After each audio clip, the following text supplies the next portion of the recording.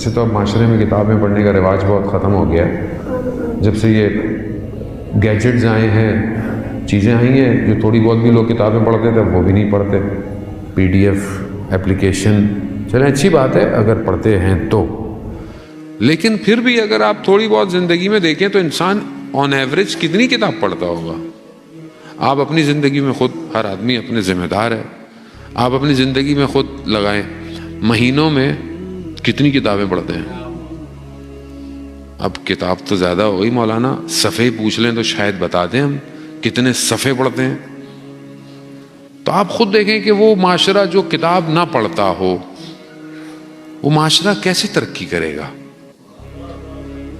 جس معاشرے میں کتاب کے ورق نہ پلٹائے جائیں، جہاں کتابیں چھاپنے والی جو پریس ہوں وہ بند ہو جائیں، تو معاشرہ کہاں جائے گا؟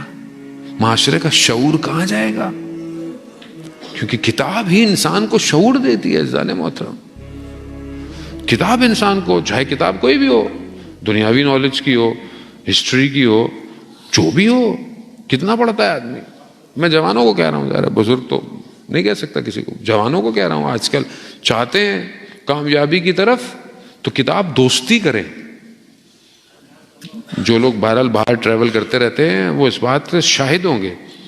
ہم ظاہری طور پر دیکھتے ہیں جو قومیں ترقی کر گئیں، ظاہری طور پر بھی صحیح چلے، لیکن آپ باہر ٹریول کر کے دیکھیں. میں نے جہاں بھی جاتا ہوں میں نے دیکھا ہے لوگ ٹرین میں بیٹھے ہوتے ہیں، میٹرو میں بیٹھے ہوتے ہیں، بس میں بیٹھے ہوتے ہیں، جہاز میں بیٹھے ہوتے ہیں، ہاتھ میں کتاب ہوتی ہے. چاہے 5 منٹ بعد اگلا اسٹیشن آ جائے، کتاب پڑھتے ہیں، بک مارک رکھتے ہیں، بند کر دیتے ہیں. وقت کو ضائع نہیں کرتے، کتاب پڑھتے ہیں. ہم کتنی کتابیں پڑھتے ہیں؟ اور چلیں دوسری کتابیں چھوڑ دیں، دین کے لیے، عقائد کی، اخلاق کی، سیرہ اہل بیت کی کتنی کتاب ہم پڑھتے ہیں؟ کتنی کتابیں ہم نے پڑھی؟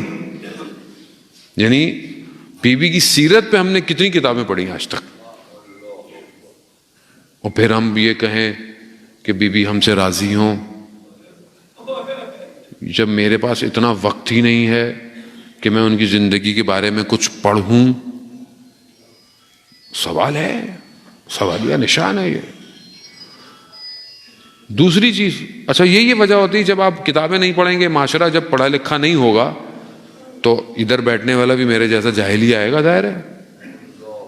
ظاہر ہے جب آپ کچھ نہیں پڑھیں گے تو میں بولا ان کو تو کچھ بھی نہیں آتا، چلو بھائی کچھ بھی ان کو سنا دو، یہ تو واہ واہ کر کے گھر چلے جائیں گے، ان کا کیا ہے.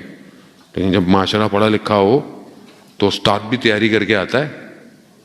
جب اسٹوڈنٹ اپنا سبجیکٹ پری مطالعہ کر کے آئے تو پھر استاد محنت کر کے آتا ہے. لیکن بہرحال یہ دروازہ ایسا ہے، کیا کریں. بہرحال یہاں جو بھی آتا ہے خالی تو کوئی بھی نہیں جائے گا، مل تو جائے گا. وہ مشہور واقعہ نجف کا کہ ایک طالب علم مولا کی زری کو گڑ گڑا کے مولا کچھ عطا کر دیں، مولا کچھ دے دیں، بہت گریہ کیا تو امام نے بہرحال آ گئے، اس کو کہا بسم اللہ پڑھو. بسم اللہ پڑھی، اب اتنا علم آ گیا کہ دوسرے دن اپنے کلاس میں جب گیا درس پہ تو استاد سے پہلے پہنچ گیا، تو استاد کی کرسی پہ بیٹھ گیا اور شروع ہو گیا درس دینا. اب اتنا درس دینے لگا کہ اس نے بولا ہی، تو ایسے میں استاد آ گیا تو استاد نے اس کے کان میں جا کے کہا کہ جس نے تمہیں بسم اللہ پڑھائی ہے اس نے مجھے پوری الحمد پڑھائی ہے.